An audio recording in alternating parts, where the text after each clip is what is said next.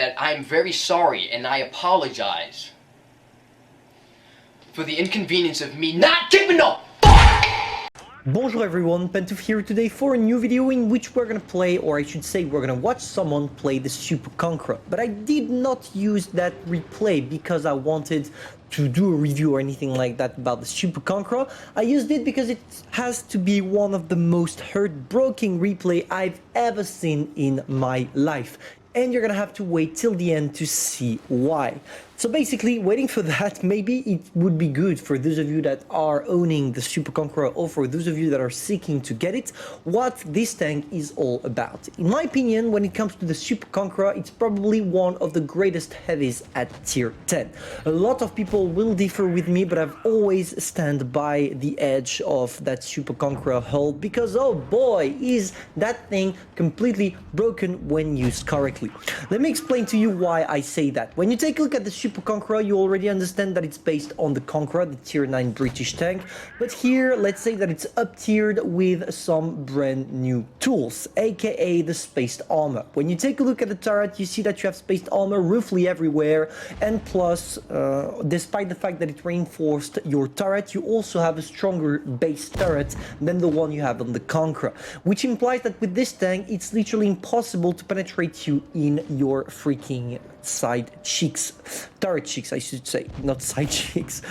And yeah, that makes it one hell of a tank to play on the battlefield. On top of that, we can add the fact that it has 10 degrees of gun depression, which makes it really versatile when it comes to all down, and also the fact that you have spaced armor on the upper part of the hull, which makes it having more than 300 based millimeter armor frontally, which is literally insane because it will allow you to bounce nearly everything you're gonna encounter as long as you don't show your lower part of the hull.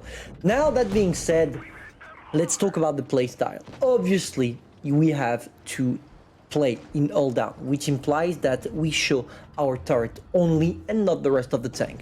When you do that, usually you're gonna get quite a lot of bounces, and you're gonna see the E100 already did it, but I was talking about the tank so you didn't see it.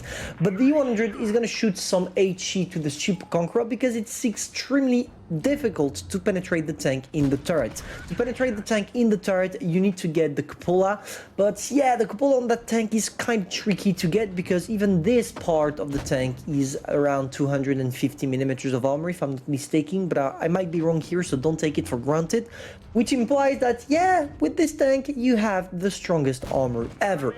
Now, Raffi is in trouble, because as you can see, even if a lot of enemies are low life, they still have 6 tank, whereas they only have half of that.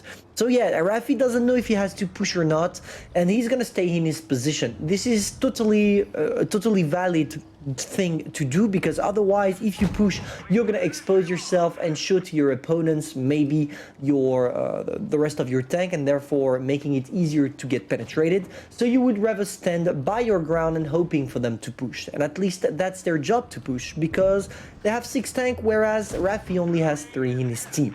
Now it's starting to equilibrate a little bit. He still has the 268 in his bag, but he has support, and that's all that matters. He sneaked an amazing HE on the Chieftain, because yes, I forgot to tell you, but that tank is featuring an amazing HE penetration around 100 millimeter, which is way enough for you to go through mediums, lights, some tank destroyers at tier 10, and it's lovely to have such a penetration. But yeah, when it comes to that, it's not gonna help you or save you from 4 tanks, so our friend has to stay in the back. There is the 268 as well, but yeah, the 268 doesn't seem to be of great help. Maybe at one point he will do something, but I doubt he will.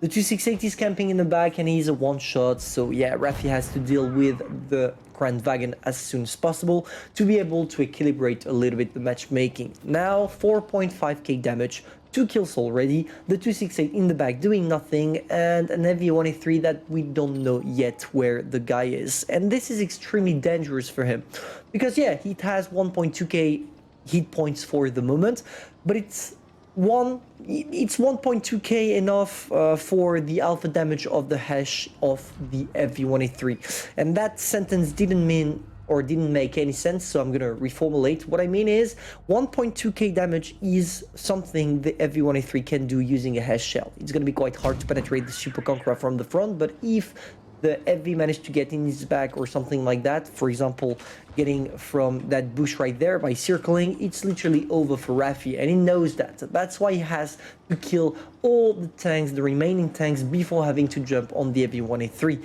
And as he doesn't know where the tank is, he's gonna assume the guy is camping. And the most traditional position for FV to camp is right there from the spawn, and that's why Raffi is trying not to get into the path of that thing, that bush right there, and shoots the chieftain by right after rushing back to a safe position to avoid getting destroyed. This is something extremely important to do with this kind of tanks. You have a bad gun dispersion with the Super Conqueror. I can understand that you want to fully focus, but trust me, this is not something to do when there is probably an FV1A3 waiting for you in the spawn. Amazing play by Raffi here, trying to get the FV1A3. We don't know yet if the guy is here. To be fair, we don't have a clue, but I would rather shoot a shot that goes straight into the ground and that doesn't do anything to the battle than having to not shoot, push, and then get completely wrecked by the FV1A3. The worst that could happen is you waste a shot, and for the best, the FV1A3 was waiting for him here, and he would have taken the shot.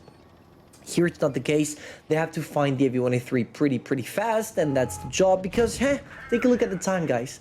Take a look at the time.